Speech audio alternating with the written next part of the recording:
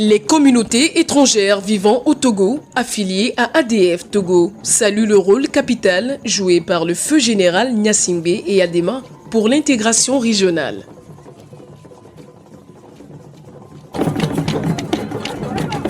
C'est à travers une diversité culturelle observée le 28 mai à Lomé, à l'occasion du 50e anniversaire de la CEDEAO, couplé au 20e anniversaire du rappel à Dieu du Père de la Nation, que cette reconnaissance a été exprimée. L'unité africaine ne se construit pas seulement dans les hautes sphères de décision.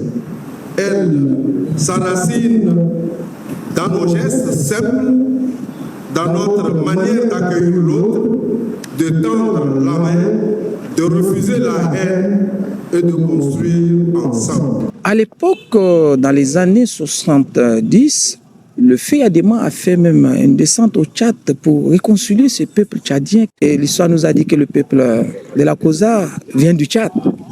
Sous l'admiration du ministre de l'administration territoriale, ces communautés ont exprimé leur gratitude envers l'homme qui a été à l'origine de la création de cette organisation économique des États de l'Afrique de l'Ouest. Pour une Afrique unie, solidaire et prospère, Feu Gnassingbé et Adema s'est véritablement engagé dans la résolution des crises.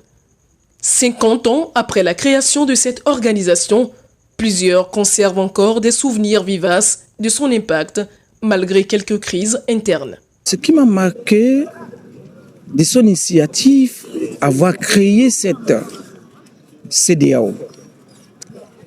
En plus de ça, il fait partie du père créateur même de l'Union africaine.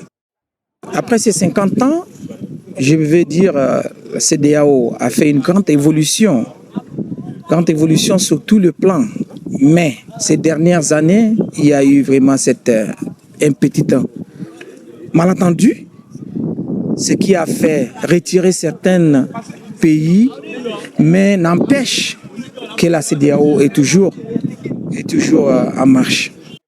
Après avoir félicité ADF pour son implication dans cet événement, le ministre de l'administration territoriale a rendu hommage à Gnassingbé et Adema.